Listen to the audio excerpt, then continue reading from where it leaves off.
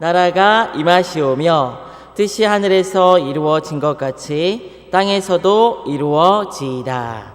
오늘은 나라가 임하소서라는 주제를 가지고 하나님 나라 주기도문 강의 5번째를 시작하도록 하겠습니다.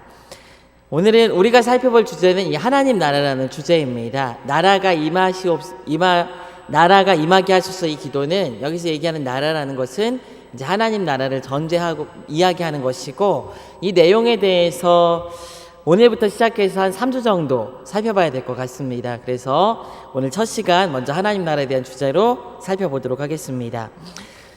제가 이제 서론에서 말씀드렸지만 이 하나님 나라라는 주제는 주기도문에 있어서 가장 핵심적인 주제입니다.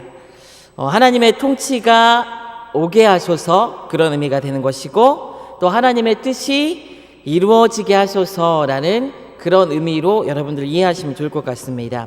그런데 일부 학자들이 이 하나님 나라가 오게 하소서라는 이 기도에 대해서 이제 잘못 해석하는 경우가 있습니다. 어떤 학자들이 그런 잘못 해석하냐면은 이제 유대인들의 어떤 신학을 많이 공부하고 접한 그 학자들이 어떤 식으로 이야기하냐면은 이 하나님 나라가 오게 하소서라는 말을 이스라엘의 회복이다라고 이야기를 해요. 이스라엘이라는 그 나라의 회복이다라고 이야기를 합니다.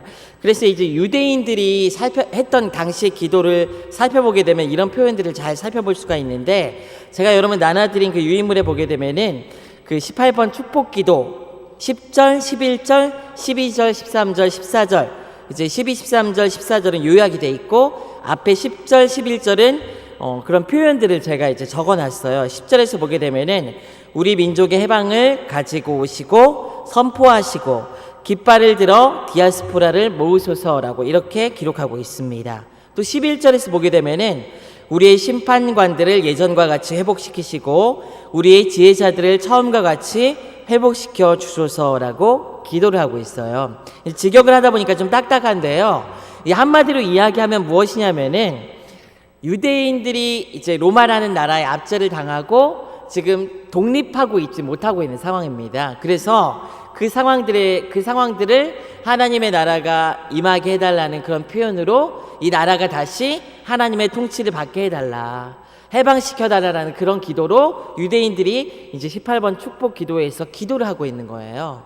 그래서 예수님께서 이제 주기도문을 가르쳐 주실 때 이제 이 학자들이 이야기하기를 이스라엘 민족의 당시 어떤 상황들을 보고 그 민족의 해방을 염두에 두고 그 민족이 독립하는 것을 염두에 두고 이 기도를 가르쳐 주신 것이다 라고 이야기하는 학자들이 있습니다. 그런데 이게 맞지 않은 이유가 있어요. 성경 구절을 한번 살펴볼 텐데요. 마태복음 8장 11절 12절을 우리가 한번 살펴보았으면 좋겠습니다. 마태복음 8장 11절 12절입니다. 마태복음 8장 11절 12절이에요. 우리 같이 찾으셨으면 한번 읽어보도록 하겠습니다. 시작. 또 너희에게 이르노니 동서로부터 많은 사람이 이르러 아브라함과 이삭과 야곱과 함께 천국에 앉으려니와 그 나라의 본 자손들은 바깥 어두운 데에 쫓겨나 거기서 울며 이를 갈게 되리라. 여기서 보게 되면 예수님께서 이 맥락이 무엇이냐면은 이제 백부장의 하인을 고치시고 나서 이제 이방인들에게도 구원이 있다는 것을 말씀하시는 구절입니다. 근데 여기서 자세히 보게 되면은 무엇이라고 기록하고 있냐면 동서로부터 많은 사람이 이르러 하나님의 나라에 들어간다는 거예요. 그리고 아브라함과 이삭과 야곱과 함께 천국에 앉으려니와, 이 천국이라는 것은 하나님 나라를 얘기하는 것이죠. 여기에 누가 있다고요? 아브라함과 이삭과 야곱이 함께 있다라고 이야기하고 있어요. 우리가 하나 알 수 있는 게 있어요. 무엇이냐면은 예수님께서 이야기하신 하나님 나라, 그 천국은 무엇을 전제를 하고 있냐면 부활이라는 것을 전제를 하고 있는 거예요. 아브라함과 이삭과 야곱은 이미 구약시대의 사람이죠. 이 세상에서는 이미 없는 사람이에요. 그런데 천국에는 이 사람들이 있다는 겁니다. 그 말은 무엇이냐면은 단지 지리적인 이 국가적인 어떤 상황 가운데서 국제적인 사회 정서 안에서 이스라엘이 회복되는 것을 의미하는 것이 아니라 하나님 나라를 구하는 그 하나님 나라의 기도는 부활이라는 것을 전제하고 있다는 거예요. 하나님에 대한 신앙을 가지고 있고 예수 그리스도에 대한 믿음의 고백을 하는 사람들이 부활하여 이르게 되는 나라, 함께 거하는 나라가 바로 하나님 나라라는 것을 말씀에서 이야기를 하고 있는 것입니다. 과거 이제 예수님께서 이제 복음서에서 사두개인이 질문들을 하죠. 사두개인들이 예수님께 이제 칠형제가 있는데 마지가 결혼하고 죽었다, 자식이 없이. 그리고 그렇게 결혼하고 죽으면은 이제 유대인들에게 있어서는 기업 무릎이라는 그런 관습이 있다고 했잖아요. 하나님의 법이 있다고 했잖아요. 그것처럼 그 법에 따르면은 바로 아래 동생이 형수랑 결혼을 하게 됐죠.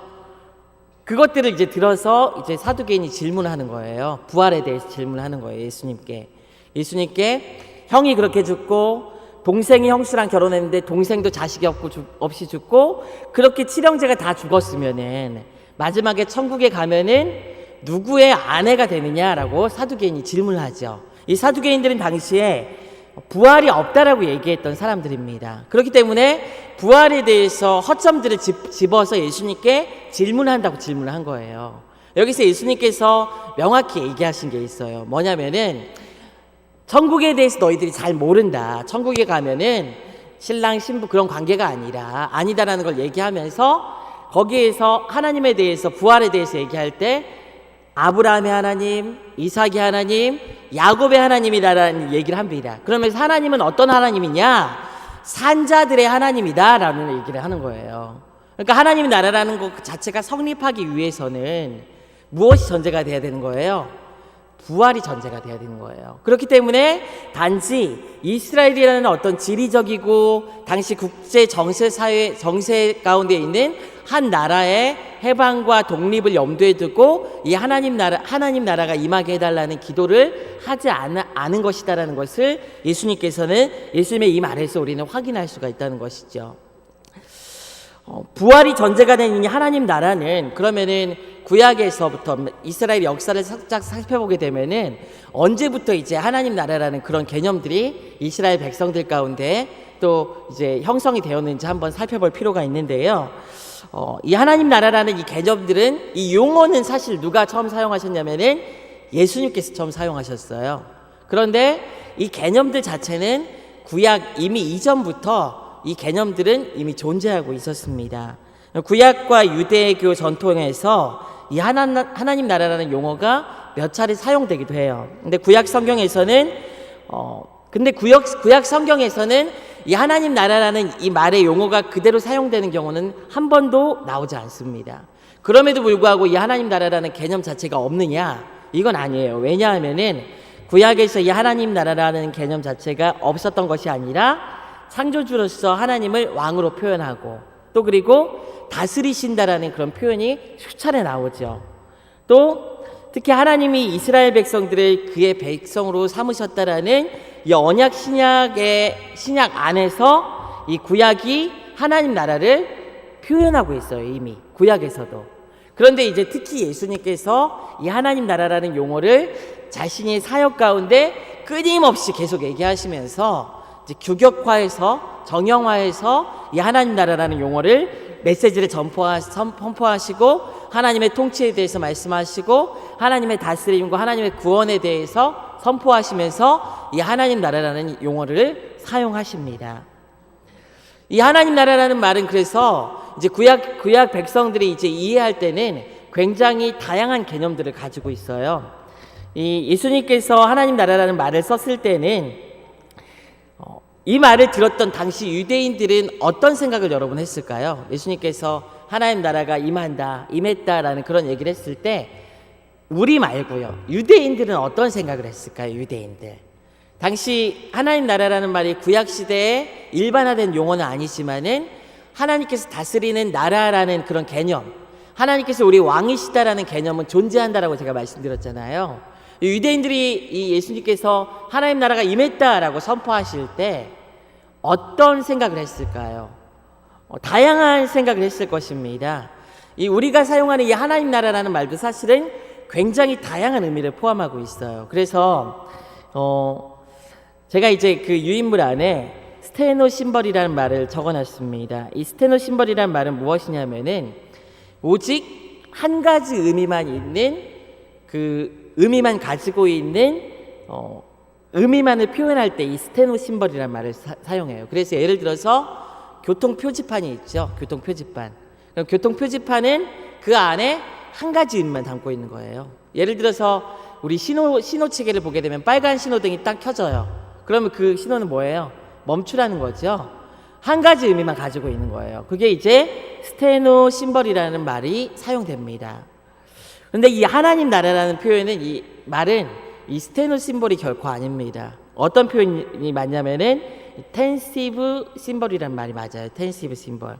이 말은 무엇이냐면은 여러 가지 의미를 그 단어 가운데 포함을 하고 있다는 거예요. 여러 가지 의미를. 그래서 이스라엘 백성들이 이 하나님 나라라는 말을 이해할 때는 어떻게 이해했느냐? 먼저는 창조주가 온 세상을 창조하셔서 다스리고 계시는 그 하나님의 창조와 다스림에 대해서 생각을 했을 거예요.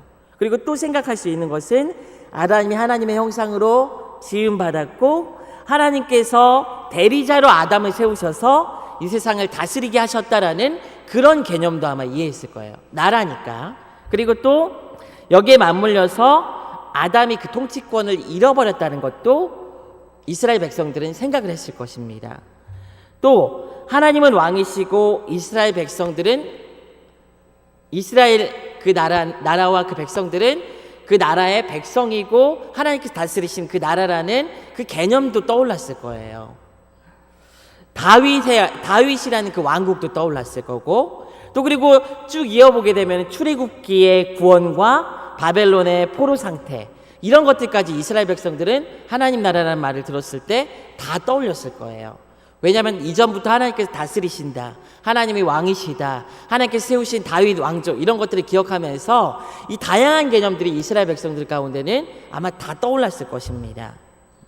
그래서 여기서 좀 정리를 할 필요가 있어요. 우리가 이 다양한 개념들을 한데 모아가지고 오늘날 우리가 예수님께서 하나님 나라를 선포하셨을 때 나라가 임하게 해달라는 기도를 할 때 담고 있는 의미를 이해하기 위해서 정리를 간단하게 할 필요가 있습니다. 그래서 제가 정리를 한 것이 무엇이냐면 여러분 3번에 보게 되면은 하나님 나라 땡땡 그러고 거기 뭐라고 돼 있죠? 창조, 타락, 회복이다라고 제가 적어놨습니다. 예수님께서 얘기하신 이 하나님 나라를 정리를 앞에서 이제 유대인들이 이해했던 그 하나님 나라의 개념을 다 포함해서 예수님께서 선포하신 그 하나님 나라 예수님께서 나라가 임하게 하시옵소서라고 기도할 때 얘기했던 그 나라의 의미가 담고 있는 그 의미들을 이렇게 정리를 할 수 있어요. 먼저 살펴볼 수 있는 것은 예수님께서 인간의 근본 문제로 보신 것이 있어요. 이 하나님 나라가 임하게 해달라고 기도할 때 예수님께서 인간의 근본 문제로 전제로 깔고 있는 것이 있습니다. 그것이 무엇이냐면 우리 한번 따라해 봅니다. 아담적 실존. 예, 다시 한번 크게 해볼게요. 아담적 실존. 예, 아담적 실존에 대해서 예수님께서 전제로 깔고 계세요. 이 아담적 실존이란 말은 제가 쓴 용어가 아니라요.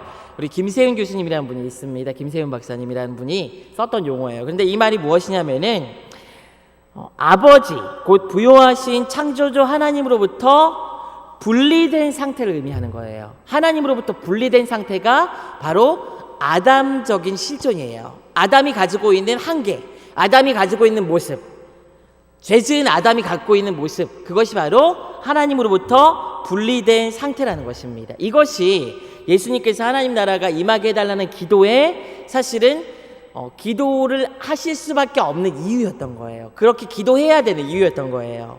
이것이 왜냐하면 인간의 가장 근본적인 문제이기 때문입니다.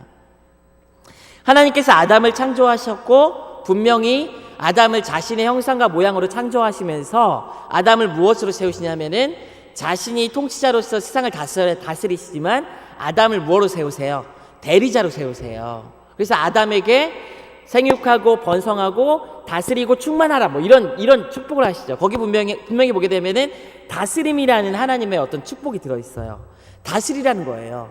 그 안에 아담이 하나님의 형상으로 만들어졌다는 것 자체가 하나님으로부터 위임받은 그 왕권을 가지고 세상을 다스려야 되는 그런 사명과 또 사명이 있고 또 그런 자리에 있는 것이 바로 아담이었습니다. 그런데 이 아담이 어떻게 돼요, 여러분?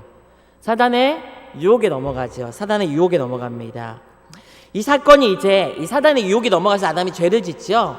사단은 여전히 우리를 유혹하고 있습니다. 제가 단위에 섰을 때 몇 번 강조한 것 같기도 한데 새벽 예배 때는 언제 얘기했는지 모르지만 죄는 여러분 누가 짓습니까? 죄를 누가 지어요? 죄를 짓는 주체가 누구예요? 짓는 주체. 죄를 짓는 주체가 누구예요? 우리에게 있어서. 우리가 죄를 짓는 관계에 있어서. 내가 죄를 짓는 거죠. 그런데 내가 죄를 짓게 옆에서 막 부추겨요. 그게 뭐예요? 유혹하는 존재가 있는 거예요.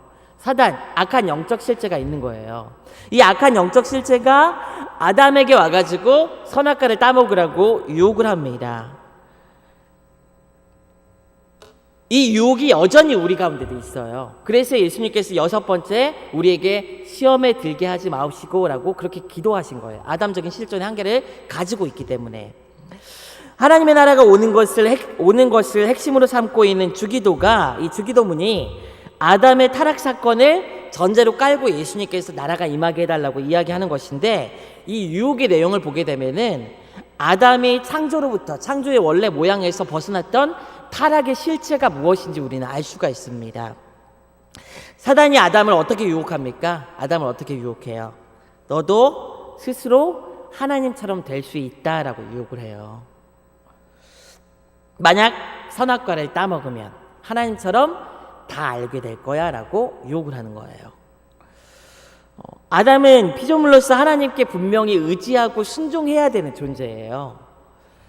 그리고 비로소 하나님에게 위임받은 땅을 이 하나님께 의존하고 순종함으로 인해서 제대로 통치하는 역할들을 감당할 수 있는 것이 바로 아담이 가지고 있는 원래 모양이라는 거죠. 근데 이 아담에게 이 사단이 와가지고 유혹한 게 뭐예요? 너도 하나님처럼 될 수 있다는 거예요. 너도 하나님처럼. 하나님처럼 되긴 뭐가 하나님처럼 돼요?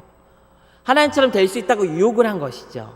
그래서 아담이 이 유혹을 받아서 어떻게 됩니까? 의지적으로 하나님께 순종하고 의탁하지 않고 어떻게 돼요?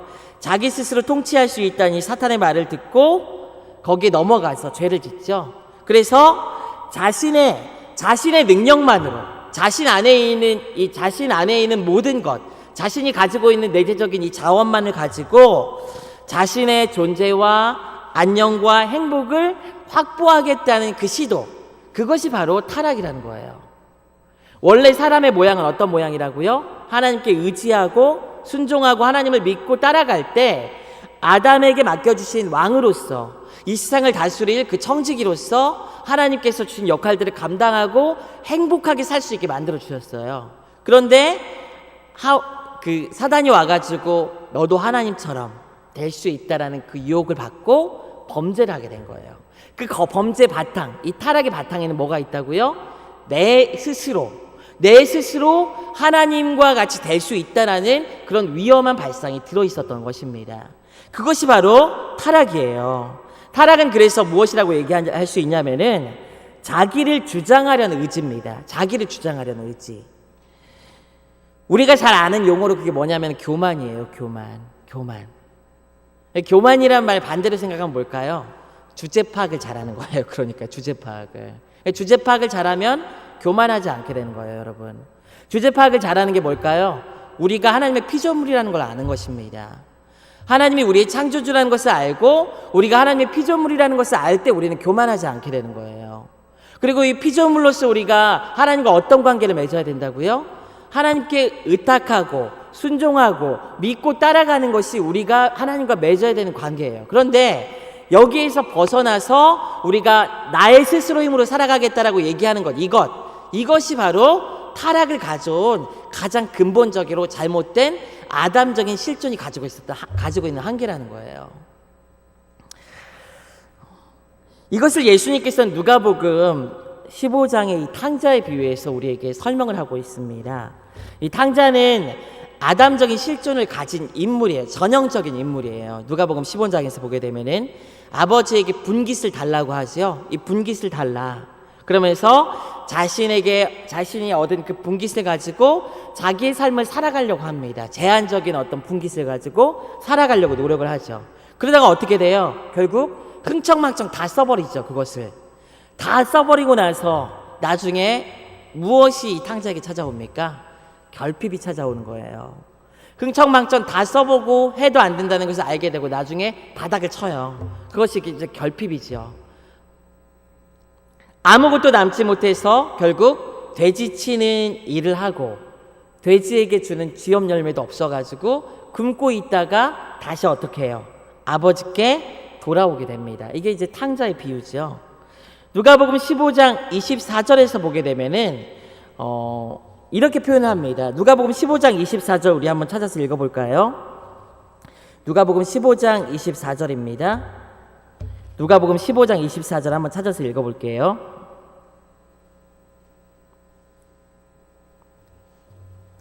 누가복음 15장 24절 우리 한번 읽어볼게요. 시작. 이 내 아들은 죽었다가 다시 살아났으며 내가 잃었다가 다시 얻었노라 하니 그들이 즐거워하더라. 이 탕자가 돌아와서 이제 잔치를 할 때 잔치를 하면서 이제 아버지가 아들에 대해서 뭐라고 표현하고 있냐면은 내 아들이 죽었다가 다시 살았다라고 얘기하는 거예요. 죽었다가 다시 살았다. 이 타락의 핵심이 무엇이냐면 바로 죽음에 있는 겁니다. 그런데 이 죽음이 어떻게 되는 거예요? 나라가 임하게 하시옵소서라고 기도할 때 뭐라고 하는 거예요? 이 죽음을 극복하고 부활을 전제하면서 부활의 날을 소망하면서 부활에 대한 이야기를 하면서 기도하는 것이 이 나라가 임하게 하옵시며라는 기도가 담고 있는 거예요. 이 탕자의 상태를 바울은 한마디로 이야기를 합니다. 로마서 6장 23절에서 이렇게 이야기합니다. 죄의 삭은 사망이요 하나님의 은사는 그리스도 예수 우리 주 안에 있는 영생이니라. 죄의 삭은 뭐라고요? 사망이다 라고 이야기를 하고 있습니다. 이 아담적인 실존이 담고 있는 궁극적인 결과가 뭐예요? 사망인 거예요. 사망. 하나님으로부터 분리되고 단절되어서 자기 힘으로 살아가겠다고 바둥거리고 있지만은 결국 그 모습이 뭐라는 거예요? 죽어있는 상태라는 거예요. 죽어있는 상태. 사단의 유혹에 넘어가면 사단이 우리에게 가져다 주는 건 뭐예요? 사망이에요. 사망. 결국 다스리는 하나님처럼 되는 그런 상태가 아니라 우리에게 사망의 삭을 가져다 주게 되는 것입니다. 이것은 단지 육체적으로 살아있으나 영적으로 죽었다라는 말의 의미는 결코 아니에요. 우리는 보통 사망하면은 육신에서 숨이 끊어지는 것만 생각을 합니다. 그런데 성경에서 얘기하는 이 사망은 결코 육신적인 어떤 사망만을 의미하는 것이 아니에요. 실제로 죽음의 권세 아래 놓이게 되었음을 얘기하는 것이고 하나님으로부터 분리되고 단절되었음을 얘기하는 것입니다. 이 죽음의 권세 아래 놓인 것은 이제 무엇이다 나타나냐면은 고난이라는 증상이 나타나게 돼요. 고난. 여러분 성경에서 보면은 고난이 유익하다라는 메시지를 우리에게 줄 때가 있어요. 그런데 여러분 고난이 좋은 걸까요, 여러분? 고난이 좋은 걸까요? 유익할 수는 있어요. 그런데 고난이 좋은 건 아닙니다, 사실은. 고난이 좋진 않아요. 왜 고난이 찾아왔을까요? 왜 인간에게 고난이 있을까요? 아담적인 실존 때문에 찾아온 거예요, 이거는요. 우리가 하나님 곁에서 하나님을 믿고 신뢰하고 순종하고 의지하면서 살고 있다면 우리에게 고난이 없어요. 그런데 우리에게 고난이 있어요, 지금은. 왜냐하면은 아담이 타락했기 때문에 그런 거예요. 아담이 죄를 지었고 그 타락의 결과가 여전히 우리에게 영향을 미치고 있기 때문에 우리에게 여전히 고난이 있는 것입니다. 고난은 아름답지 않습니다, 결코. 하나님께서 기뻐하는 건 아니에요. 그렇지만 지금 우리가 하나님께 나아갈 때 있어서 우리가 하나님께 더 나아가고 우리가 하나님의 사람으로 거듭나고 그럴 때 하나님께서 우리에게 고난이란 방법을 사용하실 때가 있는 거예요. 여러분 좀 염두에 두셨으면 좋겠습니다. 이 고난이라는 것은 그래서 죽음의 증상들이에요. 죽음의 증상들. 우리가 죄인이라는 증상, 죄인이기 때문에 죽음이라는 것을 우리가 한계를 가지고 있고 거기에서 오는 증상이 바로 고난이라는 거예요. 감기 걸리면 머리가 아프고 기침을 하고 콧물을 흘리는 것처럼 이 죄 때문에 우리에게는 죽음이라는 죽음이라는 것이 찾아오게 되고 그 다음에 그것이 이제 고난이라는 증상으로 우리의 삶에 나타나게 된다는 것이죠. 따라서 죄로 인해서 이르게 된 죽음을 단지 육신적으로 살아있으나 영적으로 죽었다라는 그런 표현은 옳은 표현은 아닙니다. 죽음의 문제를 영과 육으로 분리해서 여러분 피상적으로 이해하지 않았으면 좋겠어요. 내가 하나님 뜻에 순종하고 하나님의 말씀 가운데 더 가까이 가고 하나님의 뜻 안에서 하나님을 믿고 신뢰하는 가운데 있으면 나한테 생명이 더 풍성한 것이고, 내가 하나님의 뜻에 더 분리되고 믿음 없이 살아가는 삶을 살아가고 있다면 나는 사망에 가까운 삶을 살아가고 있는 거예요. 타락의 결과로 온 죽음의 상태를 쉽게 설명하는 것이 무엇이냐면은 대지로부터 뿌리 뽑혀진 나무라고 여러분 생각하시면 쉬울 것 같아요. 땅에 잘 박혀 있다가 뽑혀져 가지고 지금 나와 있어요, 뿌리가. 이 나무는 여러분 죽은 것입니까? 살아있는 것입니까? 죽은 거에 살아있는 거예요. 지금은 뭔가 잎도 좀 살아있는 것 같이 보이지만은 결국 죽는 거예요, 죽는 거. 이게 바로 사망의 권세 아래에 놓인 나무의 모습이라는 거예요. 사망이라는 것은 이런 거예요. 성경에서 이야기하는 사망이라는 것은. 그래서 이 사망의 상태가 해결되는 것이 바로 구원이란 말로 우리가 이해할 수 있을 것 같습니다. 예수님께서 이제 하나님 나라가 임하게 해달라고 기도하는 것은 바로 이 아담의 어떤 실존적인 어떤 상황, 한계와 아픔과 어려움에서부터 고난이 찾아 타락하게 되고 그 타락의 결과로 죽음이 찾아오고 죽음과 고난의 상황이 우리의 삶에 있는데 그 상태가 어떻게 되는 것이 바로 어떻게 되는 거예요? 하나님 나라가 임하게 해달라는 것은 구원을 얻는 것을 이제 하나님 나라가 임하게 해달라는 예수님의 표현으로 예수님께서 기도하는 거예요. 그래서 이제 다음 시간이 되었으니까 우리 다음 시간에 구원이란 부분부터 그 이후 부분들을 한번 살펴보도록 하겠습니다.